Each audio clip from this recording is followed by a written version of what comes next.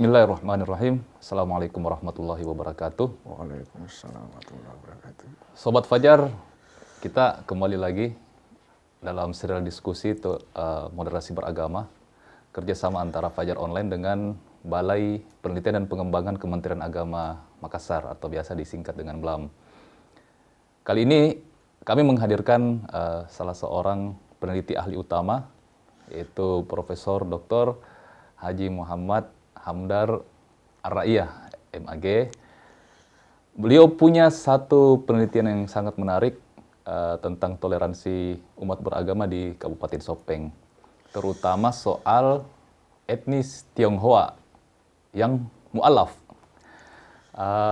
Di beberapa daerah biasa kita menyaksikan proses konversi agama atau pergantian agama itu kadang menimbulkan sebuah gejolak sosial di sebuah keluarga.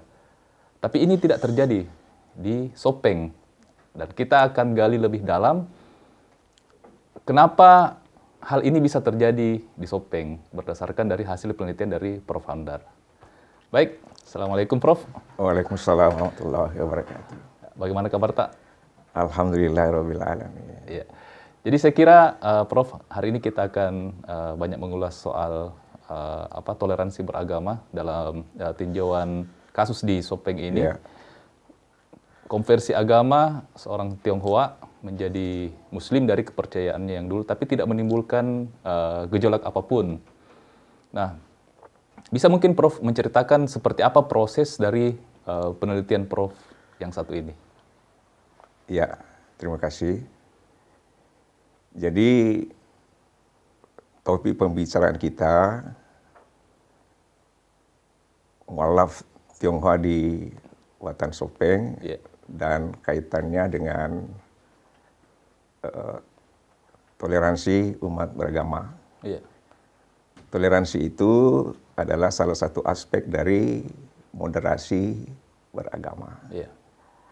Nah, saya melihat bahwa mu'alaf di Sopeng dari etnis Tionghoa ini mengalami konversi agama ke berbagai agama, itu berlangsung dengan lancar dan damai.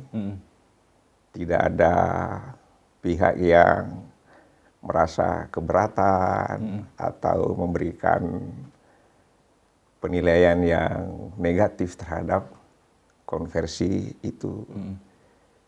Tapi ini sesungguhnya dipengaruhi oleh banyak faktor. Nah, kalau mereka yang menjadi mu'alaf, itu memang mengalami proses yang panjang. Tahun 1960-an, di kota Sopeng itu dari sekitar 20-an lebih kepala keluarga dari etnis Tionghoa ini yang menganut agama Islam itu 1 atau 2. Nah, itu prosesnya juga yang pertama itu lewat perkawinan. Ketika ada seorang perempuan dari etnis Tionghoa ini akan menikah dengan orang Bugis yang tinggal di Sopeng, tapi asalnya dari Sidrap. Yeah.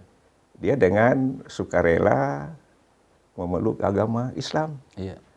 Dan agama itu dipertahankan sampai akhir hayat. Yeah. Bahkan sempat menunaikan rukun Islam yang kelima.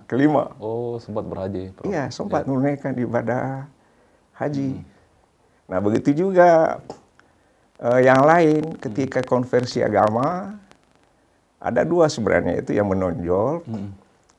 Yang pertama karena akan melakukan pernikahan dengan orang yang beragama Islam di Sopeng.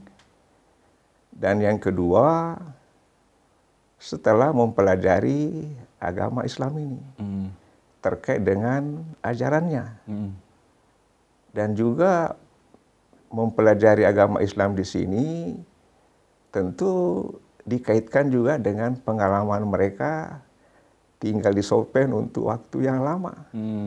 Mereka merasakan kedamaian. Iya. Mereka berinteraksi dengan baik dengan warga Sopeng asli setempat. Jadi ketika mereka melakukan konversi agama, sepertinya ada keyakinan bahwa tidak ada masalah yang terjadi di sana. Secara sosial. Iya, saya melakukan sesuatu yang selama ini terlihat baik. Nah, begitu. Jadi ini bisa kita katakan, Prof, bahwa ketika seseorang mengambil keputusan untuk pindah agama, faktor masyarakat sekitarnya itu akan sangat mempengaruhi. Seperti di Sopeng itu tidak terjadi gejolak-gejolak, tidak terdapat seumpamanya di kota-kota besar ada aliran-aliran tertentu yang begitu keras. Aliran tertentu yang keras ini kan bisa saja dari agama manapun. Apakah kasus seperti ini juga bisa dibandingkan dengan di tempat lain? Kayak seumpamanya ada yang seperti saya bilang tadi, masih terjadi kontroversi. Iya. Jadi begini, sebenarnya toleransi di kalangan etnis Tionghoa itu memang punya akar budaya yang di Sopeng ini. Jadi mereka pada mulanya pada tahun 60-an itu umumnya menganut agama Buddha dan Konghucu. Kemudian ada 1, 2 konversi ke agama Kristen. Ada juga ke agama Katolik. Nah, kemudian ada ke Islam. Nah, yang menganut agama Islam ini ketika ditelusuri memang mereka tumbuh dalam keluarga yang memberi kebebasan pada anak-anak mereka untuk memilih agama setelah dewasa. Misalnya, yang pertama itu ada mu'alaf perempuan. Waktu SD itu belajar agama Islam di sekolah secara sukarela, karena dipersilakan keluar, tapi dia karena lingkungan sekolah sempit, dia milih tinggal di ruang saja, dengar-dengar. Tapi kalau hari-hari tertentu dia pergi belajar agama Katolik di gereja untuk mengisi mata pelajarannya mungkin. Rapor itu. Rapor, ya. SMP juga begitu. Nah, SMA tidak lagi belajar agama Islam, dia agama yang dia pelajari di gereja itu, gereja Katolik dia teruskan. Nah, setelah kuliah di salah satu perguruan tinggi terkemuka di Makassar ini, nah, dia bergaul dengan teman-temannya yang rajin sholat. Nah, dia ada kerinduan untuk melakukan ibadah dengan intensitas yang lebih sering. Nah, dia kemudian konversi agama. Jadi keluarganya memang tidak mempermasalahkan karena dari kecil sudah diingatkan. Silakan belajar agama, tapi keputusan sebaiknya dilakukan setelah dewasa. Jadi dalam keluarga itu sendiri ada bermacam-macam.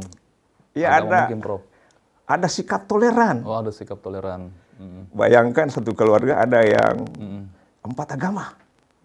Bahkan ada yang 5. Bapak, ibu menganut agama yang berbeda. Anak menganut agama yang berbeda lebih dari 1. Berarti setiap tahun ramai di keluarganya situ, Prof, karena ada beberapa hari agama ya. Ya, artinya ketika mereka sudah berkeluarga kan pisah. Tapi ada yang mu'alaf masih tinggal dengan ibunya yang berbeda agama. Toleran sekali. Sebenarnya, Prof, apa yang mendorong Prof Hamdar untuk mengangkat kasus ini? Apa yang mendorong bahwa ini sebenarnya bisa menjadi contoh atau seperti apa, Prof? Iya, jadi tadi itu orang menjadi mu'alaf itu dengan 2 alasan yang menonjol. Setelah belajar, nah mereka yang setelah belajar ini biasanya ada keinginan untuk belajar lebih lanjut. Membaca atau mengikuti kajian.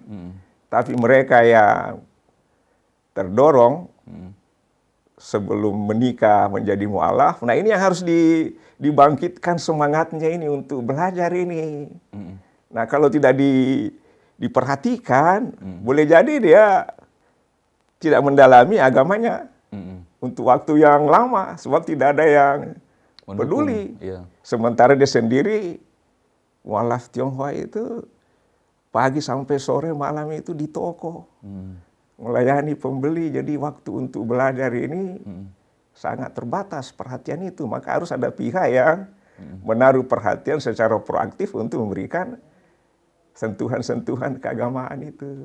Gitu Pak. Jadi dari penelitian ini Prof, pelajaran apa yang sebenarnya bisa kita petik di masyarakat kita? Ya saya kira banyak pelajaran yang harus kita ambil dari sini. Bahwasanya konversi agama itu harus dilakukan dengan niat yang tulus. Misalnya ada yang menikah karena pernikahan, tapi itu bukan tiba-tiba. Itu sudah ada 2 tahun lamanya ada berkenalan sebelum memutuskan menjadi mu'alaf. Jadi ada proses pencarian jati diri. Iya, ada keputusan yang sifatnya dari dirinya sendiri. Tidak ada faktor-faktor yang menekan dari luar, itu yang menonjol pada dirinya. Nah, mestinya hal ini yang bagus sekali untuk dijadikan apa ya? Jadikan pelajaran bahwa konversi agama itu jangan dilakukan tanpa kesadaran, karena itu akibatnya hari ini agamanya A, besok agamanya B, seterusnya, karena dia tidak menghayati agama sebagai sesuatu yang dianggap suci oleh pemeluknya. Ketika ada pandangan yang negatif seperti itu, bisa terjadi rasa tidak nyaman pada pihak-pihak tertentu. Nah, di situ. Ini yang mungkin menarik Prof. Masyarakat kita kan di Indonesia ini umumnya Muslim semua. Keluarganya artinya lebih banyak dari keluarga Muslim. Di antara kita ini memang sangat jarang ya terjadi ada ada orang-orang yang anggota keluarga yang tiba-tiba memutuskan untuk pindah keyakinan. Karena sikap kita soal ini kan memang agak lebih keras kalau soal pemindahan agama. Bahkan ada sampai dikeluarkan dari daftar warisan lah, seperti itu. Apakah kita masyarakat di sini sudah harus menerima bahwa anak kita atau keluarga kita sendiri berhak untuk memutuskan agama yang dia sukai? Iya. Nah itu tergantung dari agama yang dianut. Ada agama tertentu yang pemeluknya itu memang cenderung memberikan kebebasan. Ada juga agama yang memberikan penekanan pada kedua orang tua supaya anak itu belajar agama secara mendalam sejak masih usia kanak-kanak. Nah, jadi ada keinginan. Itu jadi tergantung dari latar belakang agama yang dianut dan juga keluarga itu ya. Nah, kalau misalnya Muslim yang taat tentu mendorong anak-anaknya mendalami agamanya, karena memang itu sudah kewajiban, kewajiban orang tua, bahkan kewajiban masyarakat. Kalau orang tuanya tidak mampu, bahkan kebanyakan begitu, maka ada lembaga-lembaga yang membantu untuk memperdalam agama itu. Tapi ada keyakinan bahwa agama itu adalah hidayah dari Allah.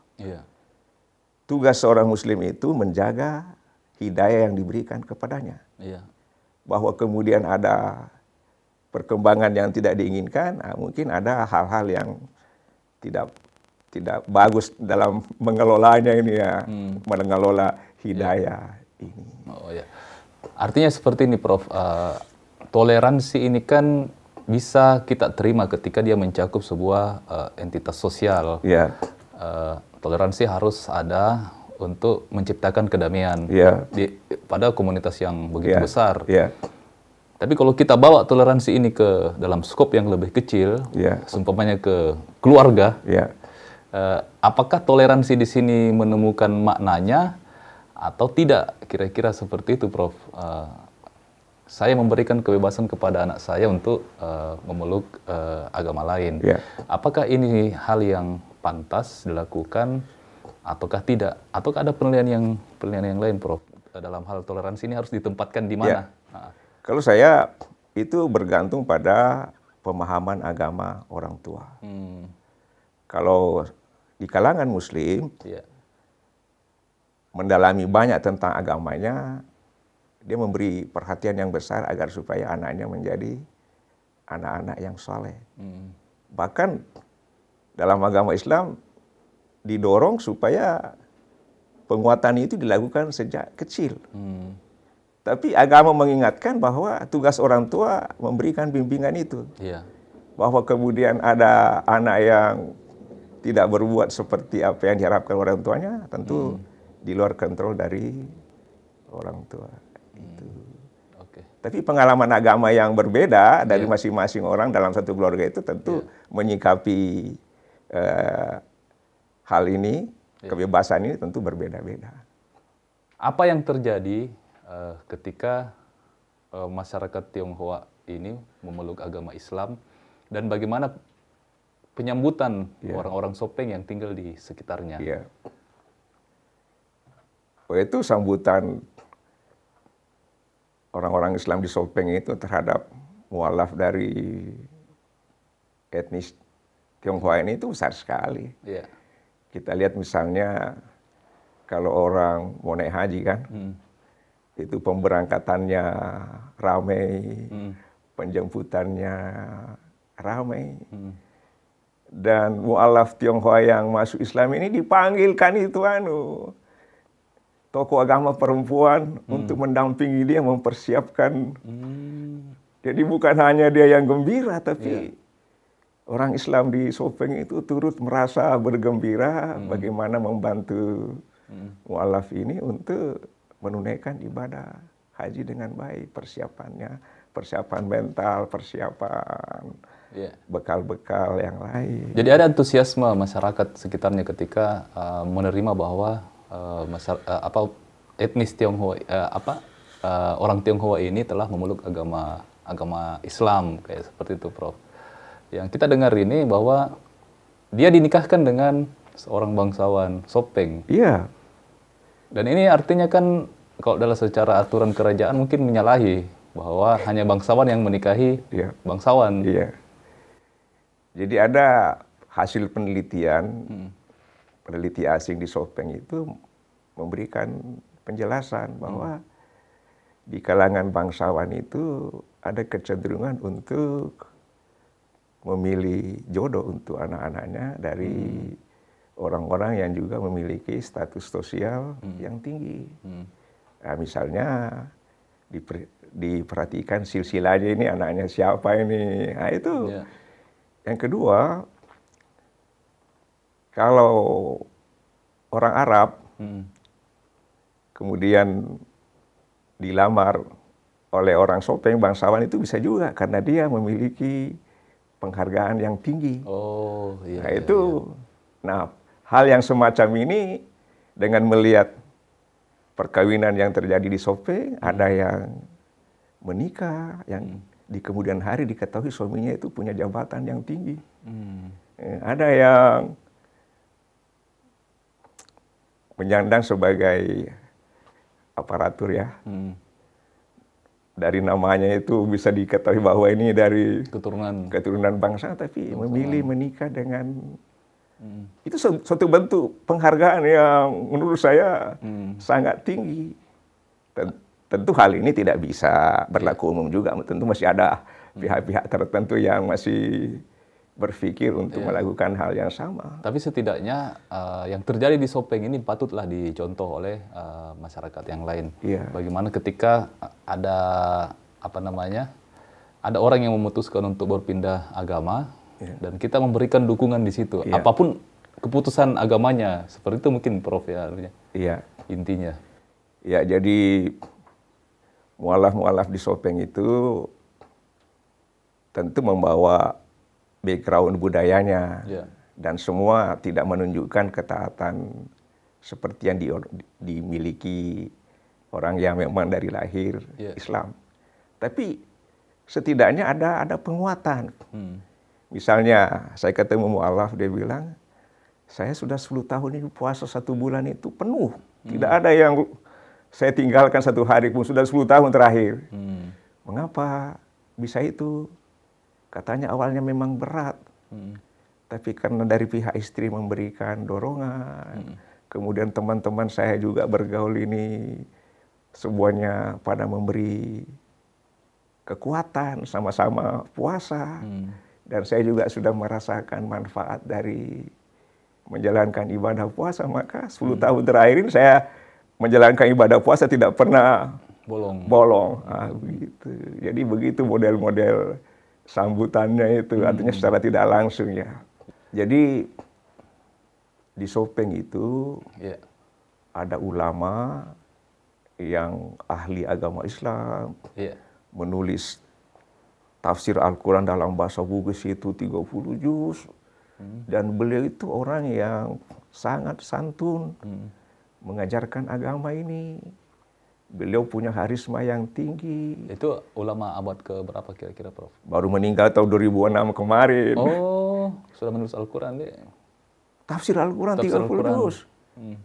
Dan itu langka di Indonesia itu yang begitu itu. Dalam bahasa lokal itu, langka.